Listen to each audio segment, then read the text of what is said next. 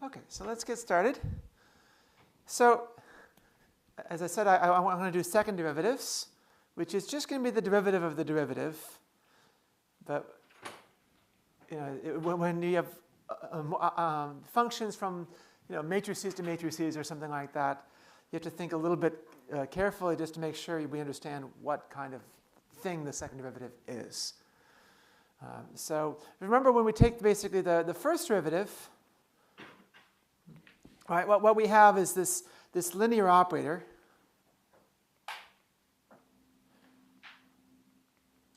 f primed of x that takes in a little change, right, and gives us a df, which is the f of x plus dx minus f of x to first order, right?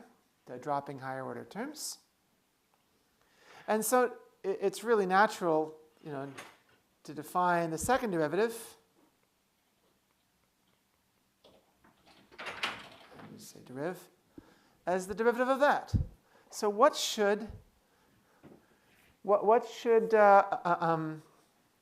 f double primed be? Right? F double primed of x, right, should take in let me call it a dx primed. It means that's not a derivative. It just means a different. Let me put it in here. In red. This is going to be a different small change. Right? So prime here is not derivative, it's just different. Okay, call it tilde or something like that, but we overload the prime a lot in mathematics. Right? So what should it be? Well, it should be the derivative. I mean, it should be exactly the same thing. It should be df primed, right? So it should be f primed of x plus dx primed minus f primed of x.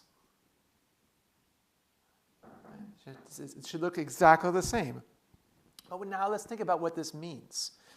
So this f prime here is not a number anymore. This is, or it could be a number, but in general it's a linear operator. Right? So this here is the difference of two linear operators.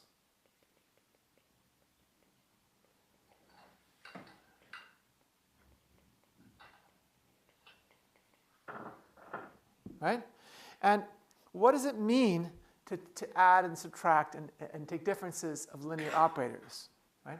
And we did a little bit of this in problem set 1. You can think of linear operators themselves as a vector space.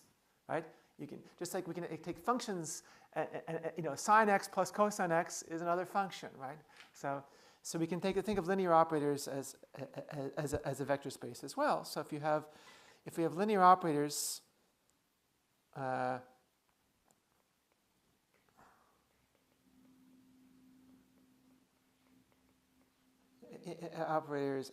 operators L1 and L2, then what we mean by their addition, L1 plus L2, or plus or minus, is the linear operator that takes a vector v and gives you L1 of v plus L2 of v. Right? And the same thing, if you multiply a linear operator by a scalar, that's the linear operator that sends a vector v to alpha times L1 of v. Right, so and this should be familiar, right? So if I take two matrices and I add them, you actually know what that means. You say, oh, that means you add the elements up element-wise. But where does that rule come from? That adding up two matrices element-wise is exactly the new matrix that acting on a vector gives you the first matrix times the vector plus the second matrix times the vector. Right? If I take a matrix and multiply it by 3, you can say, oh, you multiply all the entries by 3. But why? It's because if I take, that's the linear operator that takes a vector, it's equivalent to multiplying it by that original matrix and then multiplying it by 3. Right? So that's where those rules come from. Just like the rule for multiplying two matrices. Oh, rows times columns. Why? Because that's the new linear operator that's equivalent to multiplying by the first matrix, by the right matrix, and then by the left matrix. Right? That's where these rules come from. Right? So this thing here is now, so what we really mean by this is a linear operator. Right? So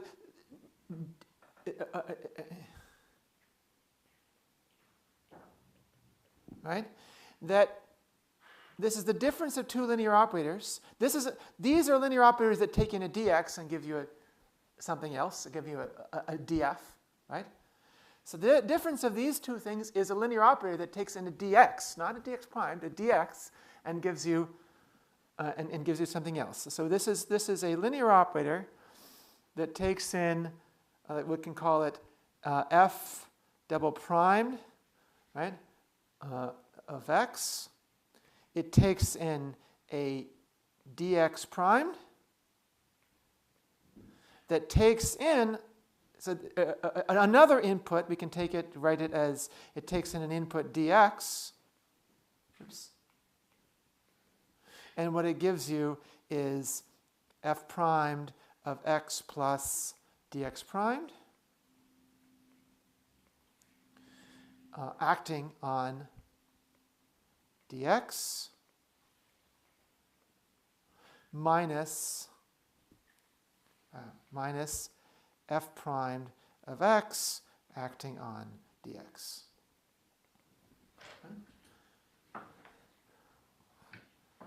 Does everyone see this? So this f double prime is going to be, it's just copying down the formula for the derivative, except applying it to f prime. But then, so this is the linear operator you get when you take the original linear operator at a slightly shifted x minus f prime of x. So this is a linear operator that acts on a dx, and what it does is it's just the linear operator that takes this on dx minus this on dx. But then if you think about this object now takes two inputs. Right? It takes the change in x, where dx prime is the change in where you're taking the derivative, right? And then the second one, dx, is the change, in x that you're acting the derivative f primed on, right? So this is called a bilinear form.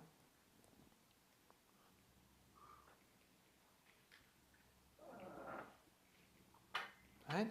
So we're going to have f double primed that's taking of x that takes two inputs,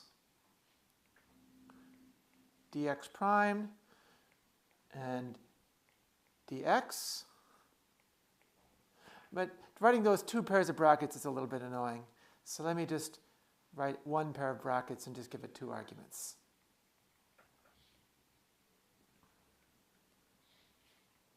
Right? And so it acts on two vectors.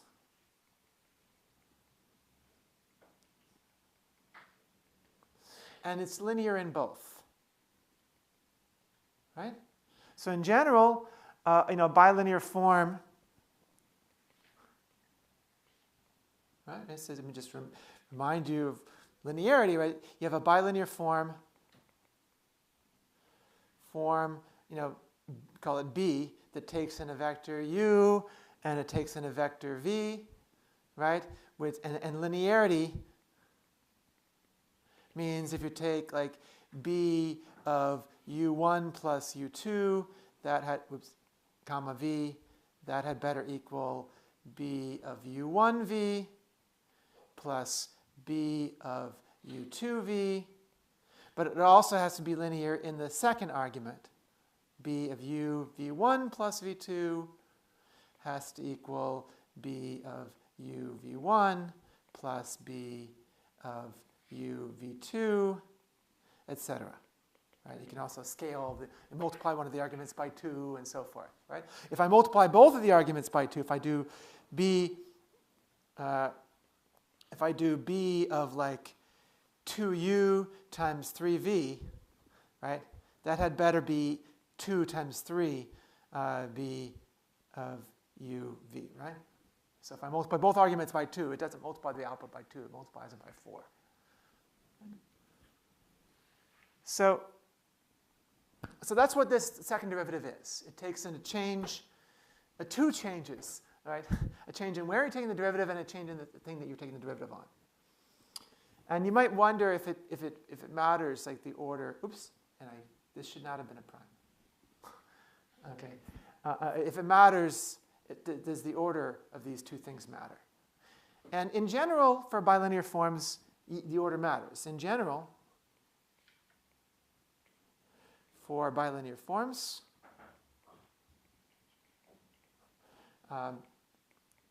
b of u v is not equal to b of v of vu. And in fact, it may not even make sense to swap the arguments. Like, you can have a bilinear form where u lives in one vector space and v lives in a completely different vector space. Like, so u is a scalar and v is a column vector. And like, you can't even swap them. Right? So this may not even make sense. But here, dx and dx prime, they clearly live in the same vector space. They're both changes to x. And so you could swap them and ask, what's the change? And in fact, but here it turns out they are the same. So here,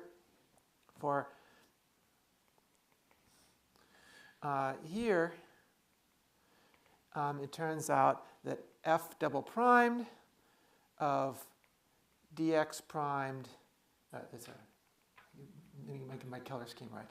I was using black, right? F double primed of x, right? There's a point at which you're evaluating the second derivative of dx primed, comma, dx, always, in fact, equals f double primed of x, dx, comma, dx primed. And so this is what's called a symmetric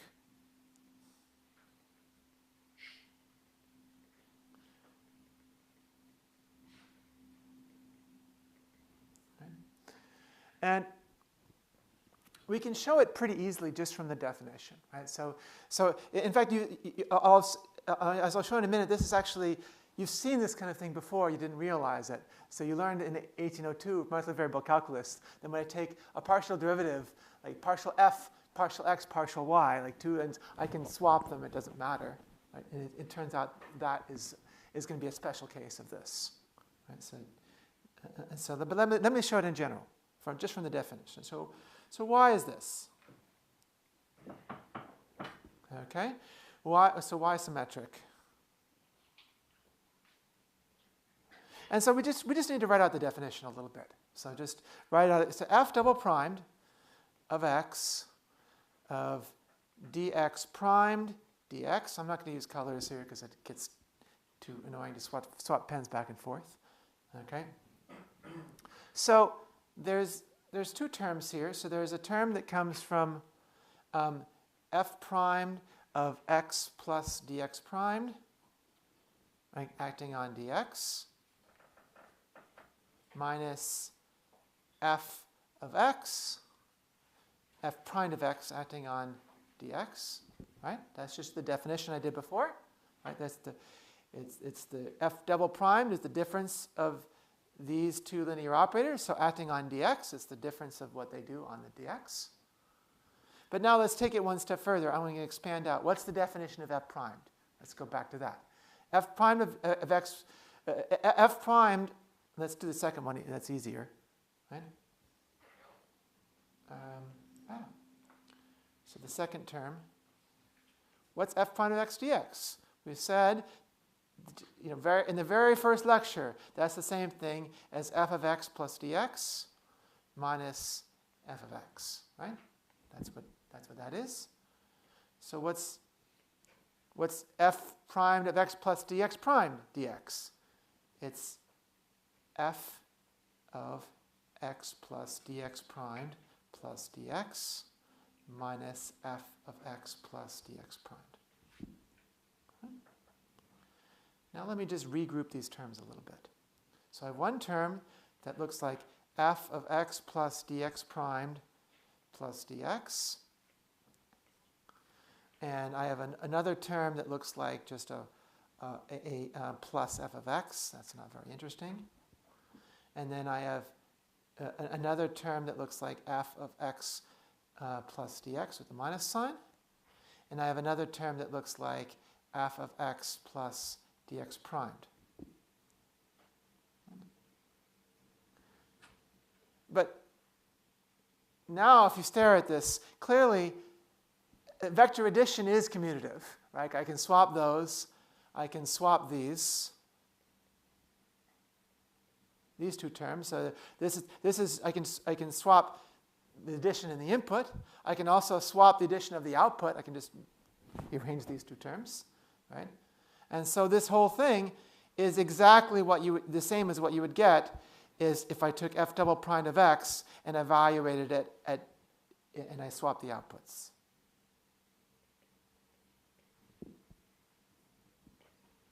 Right? So it's just writing out the definition. This does not look symmetric because here the dx prime is in the argument and dx is what f is acting on. But when you write out the derivative, the definition of the derivative, then you see that both dx and dx prime appear in the same way. So let's do, so the 18-to-1 example is very easy. The first derivative is a number. The second derivative is also a number. That's kind of boring, right? So it's the familiar. This is a strict generalization of what you learned before. It's nothing new. But let's do an 1802, multivariable calculus. Right? So suppose we have a scalar function f of x.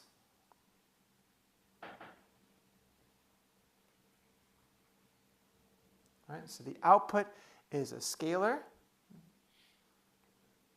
but the input is going to be this is going to be in Rn. So this is an n-component vector. You could think of it as a column vector if you want. Right? So then what do we know? So we know that f primed of x is a row vector. It's the transpose of the gradient. Right? So that way f primed of x times dx is a scalar. Right? That's the only way to get, that's the only linear operator that takes a vector in and a scalar out. So that now let's think about what is our second derivative. Right? Our f primed of x. It has to take in two vectors, dx primed and dx, so that now it doesn't really matter in which order I put the prime. Okay? But it has to give a scalar. Right? In the end, right, the output is this, has to match. If you plug in both these things, matches f. Right? Just go back to the definition that f primed takes in a vector and gives you the same output as f because it gives you the df. So f double primed, when you plug in your both vectors, your dx primed and dx, it has to give the same output as f primed of dx.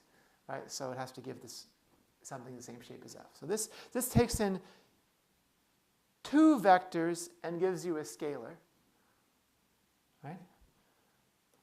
And it turns out there's only one kind of way to write down an operation that takes in two column vectors and outputs a scalar and is linear in both of the vectors. And that is to put a matrix here and put a dx here and a dx primed transpose over there. And it has to be symmetric. We know it has to be the same thing if you swap the the dx and dx prime. So, but that means actually it has to be a symmetric matrix, because this is also a number, so it equals the transpose of itself. Right?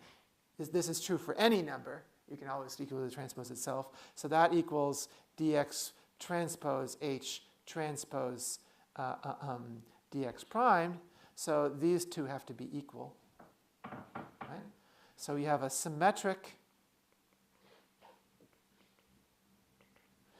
n by n matrix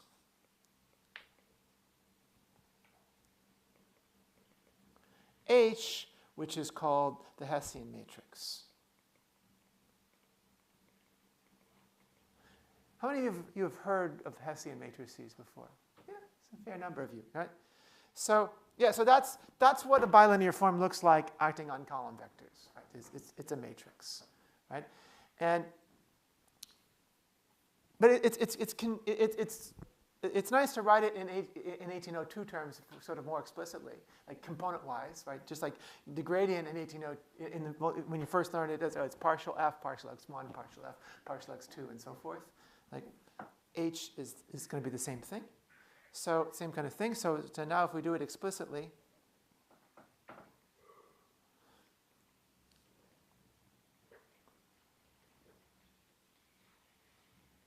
let's just sort of write out slowly, right? So we know that the gradient of f is the vector that has partial f, partial x1 to partial f, partial xn, right? So that means what we want to take is the change d of gradient f, right? Say transpose, I guess. So what's d of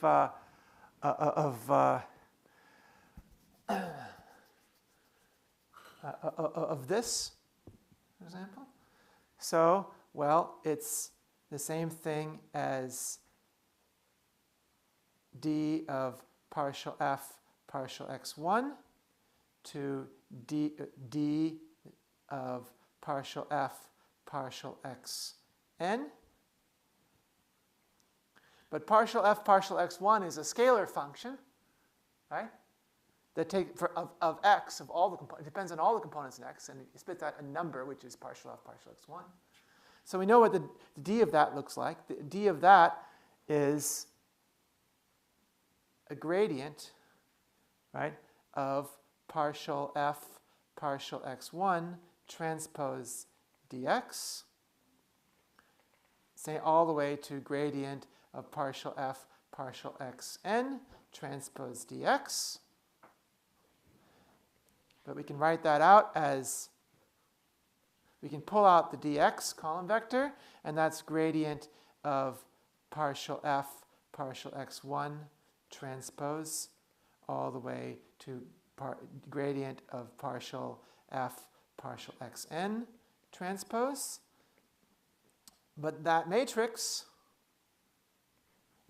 what is the gradient? That's partial f, that's partial squared of f partial x1 to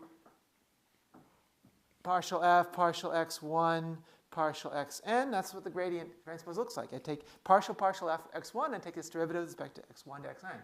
So that's a mixed second derivative. And then in the last row is the same thing. Partial squared, partial f, partial xn, and I take its derivative with respect to x1 all the way to its derivative with respect to xn. Derivative is xn dx. Right? And this is a matrix of second derivatives. This is exactly going to be. I guess this was. This is I guess h, or it's equal to. I guess it's h transpose, because grad f was the transpose of the derivative, right? So this gives you the change This is the D of F primed transpose. All right, so it's H transpose. But we know that that equals H, so it doesn't really matter. And so now we get that the H, the ij element, is just partial squared F partial xi partial xj. But that equals hjI because we know in general that the Hessian is a symmetric matrix, is a symmetric bilinear form, which means this is a symmetric matrix. So that gives you this relationship you learned in multivariable calculus that when I take partial derivatives, I can swap the order. Right? I mean, it just comes from the definition of the derivative, but the point is that that extends to more, when you extend it to more general objects, it turns into this symmetric bilinear form business. Any questions? Yeah? Just a quick clarification. Then it should be n and 1, like they should be reversed, right? Just in the matrix itself. Which, the partial derivatives, these should be reversed? Yeah, technically. I guess it depends on, yes, it depends on what you mean by part, because we're so used to the fact that this you can take the derivative in either order. So actually I don't know, like does it mean you take this derivative then this derivative or the other way around? Like if I put parentheses here, I think it's right. Okay. Yeah, because but the notation is kind of ambiguous because it doesn't need to be explicit because you can swap the order. But yeah, so I think yeah, if I put derivative parentheses here, that's sort of the explicit thing. I take partial f partial x1, I take its derivative with respect to x1 all the way to xn. But if you put parentheses there, then it's the opposite, right? But at the end of the day, it's not going to matter because this is symmetric. Yeah.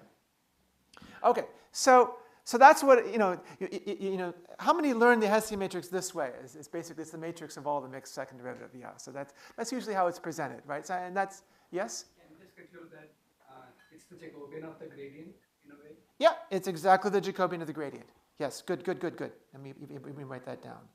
So this is the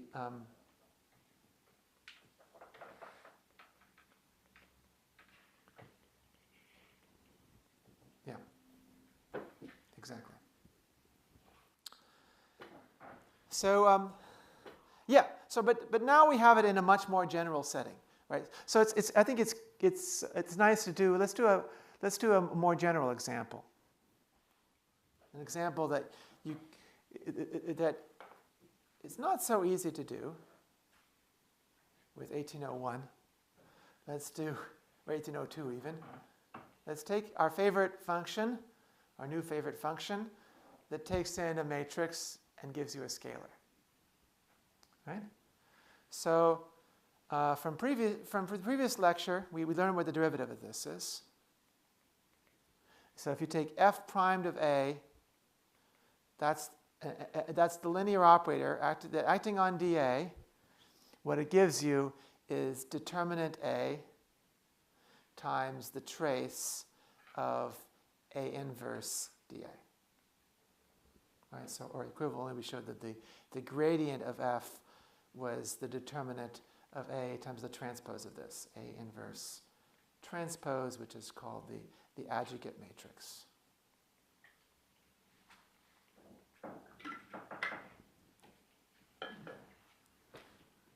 The adjugate or the transpose of the adjugate. Sorry, the adjugate transpose of A.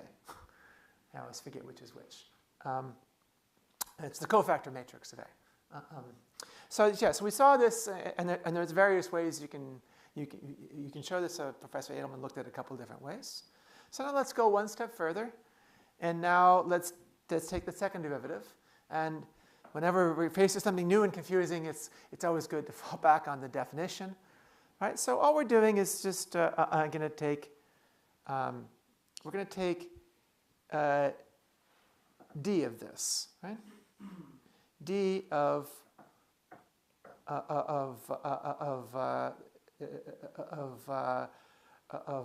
this whole formula.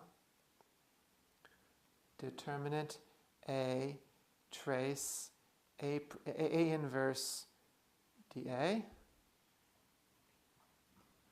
I'm going to put a prime here just to make it clear that what I'm changing is A, not dA. I'm going to use a dA prime. So d primed. So what this is going to be is this is going to be our f primed of A plus dA primed acting on dA. Oops, let me give myself a little more space.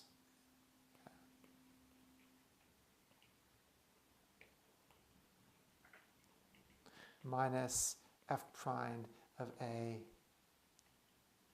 on dA. Right? So the prime here is not the derivative. I'm overloading my primes a little bit, but it just means I'm changing A by dA primed. Right? Okay, and dA is going to be fixed. Yes? In the previous example as well, that was technically dx prime, right? Just clarify the notation. Yeah, well, I didn't have any dx's here, so I didn't need a d primed, right? So, yeah. I could have used a d prime there if I wanted. But it's really the same kind of thing. It's just I already have a dA here, and I want to be careful that I'm not changing this. This is now going to be. This is actually, let me put this in blue to here. This is. So this is dA, dA, dA. This is going to be fixed. Okay? So dA is not changing. We can think of it as a constant. So when I change things, I'm changing A by dA primed. Okay? And so now I can just use our derivative rules. That's our product and our chain rules. Dot, dot, dot. Right? And what do I get? Right? So now I'm just treating dA as just a constant matrix I'm sticking in there.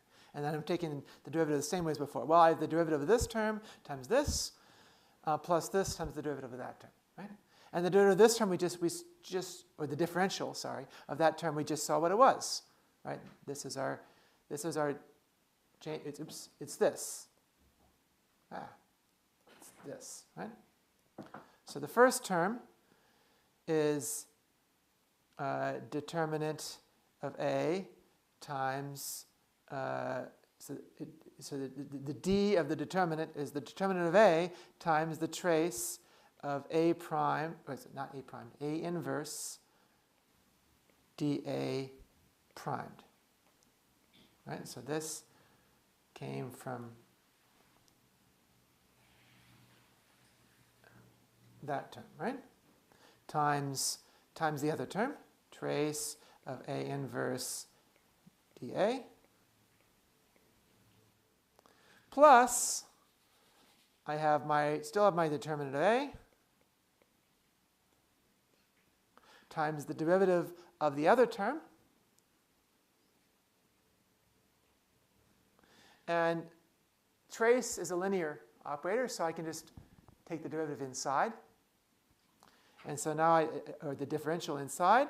And now I need dA inverse. And we know what dA inverse, that was a minus sign. So let me change this to a minus sign. Okay, of A inverse dA primed, A inverse, and then there's still a dA. Everyone see that? So this term here is exactly d primed of A inverse. Well, with the minus sign.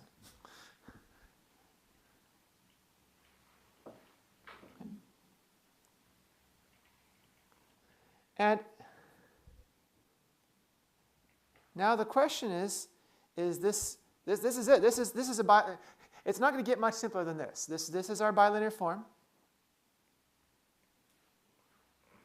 This is bilinear in dA primed and dA. Right? So I stick in any dA primed, any dA. Clearly, this is linear in each one of them individually. Right? I can multiply dA by dA prime. It's quadratic, but I can't multiply dA by itself. Okay? And is it symmetric? Well, let's look. this term is the same as this. Right? So if I swap, and these are just, trace is just number. So I can swap these two terms. Right? That's fine. And this is also a number. Right? What about this? If I swap dA and d prime, it looks a little bit different. But remember, the trace has the cyclic property. I can move the A inverse dA over to the beginning. And then it looks like trace of A inverse dA, A inverse dA prime. Right. So this is symmetric using this cyclic property of the trace.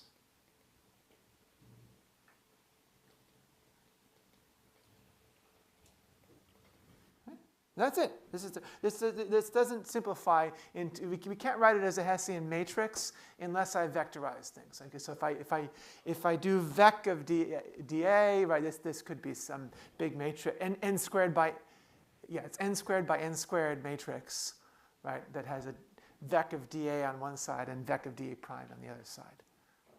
But it's not very natural to do that, and it's, in some ways it's easier to do this. Okay. So I want to talk a little bit about why second derivatives.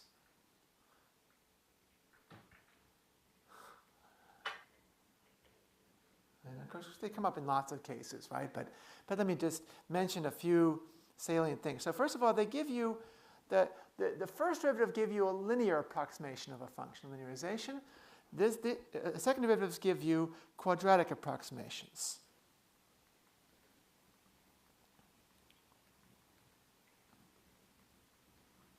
Right? So if you have f of x plus a little change, let's call it delta x. It's not infinitesimal anymore, so this is going to be an approximation. This is approximately f of x plus f prime of x delta x. That's our linear approximation from the first derivative, our finite difference approximation, if you think of it. And now there'll be a new term that'll look like f double primed of x with a delta x, and I'm missing something. What am I missing? Just think of 1801, Taylor series. There's a half, yeah. Right? And then there's higher order terms, little o of delta x squared, right? We're dropping terms. So we're dropping terms that are smaller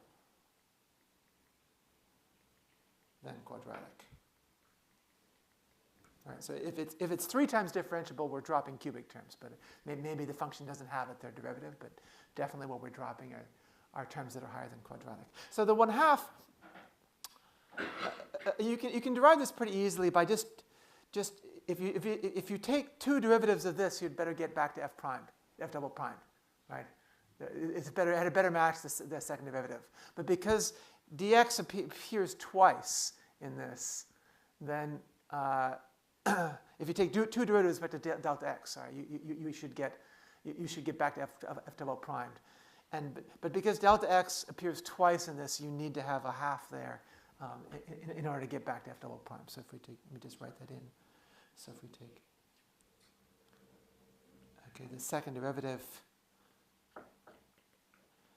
with respect to delta x, you had better get back to f double primed of x. And that 1/2 factor is necessary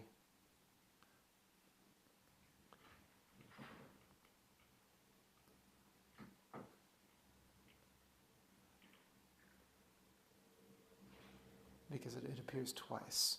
So otherwise you'd see it get twice. Just like if for the same reason you have it in the Taylor series, right? If these are just scalars, right? When I take this is a delta x squared. When I take the second derivative, I'm going to get a 2. And if I really wanted to match the second derivative of my function at that point. So, okay.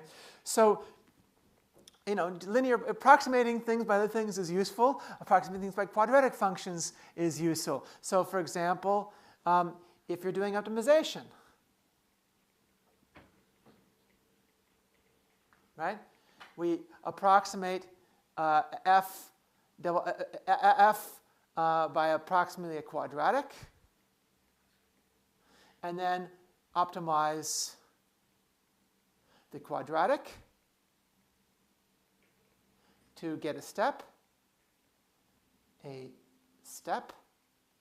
This is sometimes called, this has a variety of names. It's sometimes called sequential quadratic programming.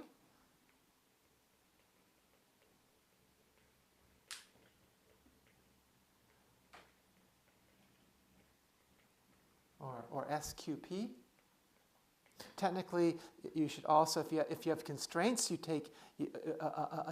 make linear approximations of the constraints, or I guess affine approximations, or what colloquially is called linear approximations, approx of constraints.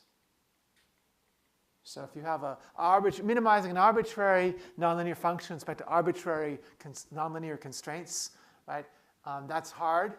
But if you approximate the function by a quadratic function using its second derivative, approximate the constraints by linear, that's called a QP or quadratic program, and there are good methods to solve those kinds of things. Right? Another equivalently. Optimizing a quadratic function is the same thing as, so optimizing a function is equivalent to locally finding a root of the gradient, right? So we're equivalently finding a root of the gradient of f, and you're going to approximate it by a linear, or by an affine, by right? Because if I, or let's say linear, colloquially linear, right? Because equivalently, you're approximating it by f primed of x plus your f double primed of x, delta x, right? And so if you're finding a root of a linear function, you're trying to find the root of a nonlinear function, grad f, and you approximate it by a linear thing, and you find a root of that. What's the name for that method? Newton's method. So this is just Newton's method.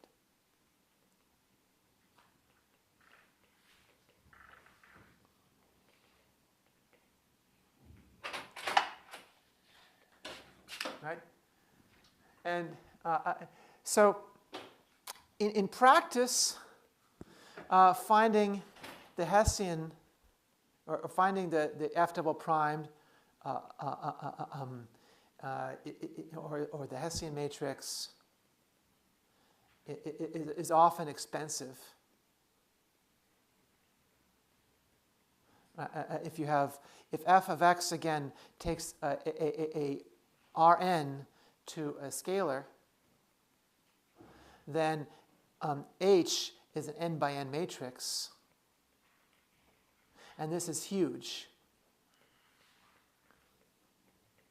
if n is large. So if you have a neural network with where n is a billion, the Hessian is a billion by million matrix. You can't even store this matrix, much less compute it. So it's hard to get exactly for in I guess you'd say in high dimensions.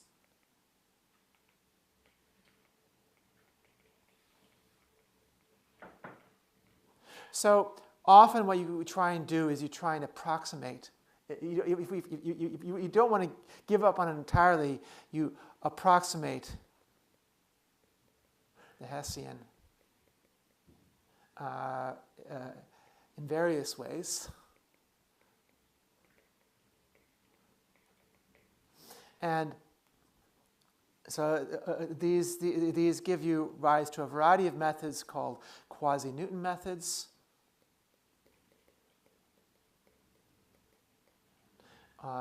Methods, the most famous of which is called the BFGS method. which is like Broyden, Fletcher, Goldfarb, and Shannon, I think.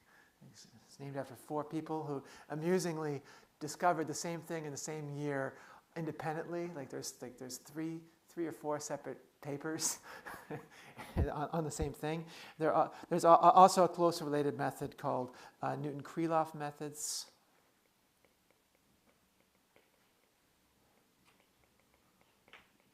Right, and so forth. So, I don't have time to explain all these things, but these are some keywords if you ever need to do this. So, Hessians are useful. For small n, you can compute them explicitly by even automatic differentiation can get Hessians for you. But for big n's, you can't even store it, much less compute it. So then there are ways to kind of, and it's a really intricate problem to approximate Hessians, or you can compute the Hessian times in a particular direction quickly, like a Hessian times operated on a dx, that you can get quickly. Yeah, so.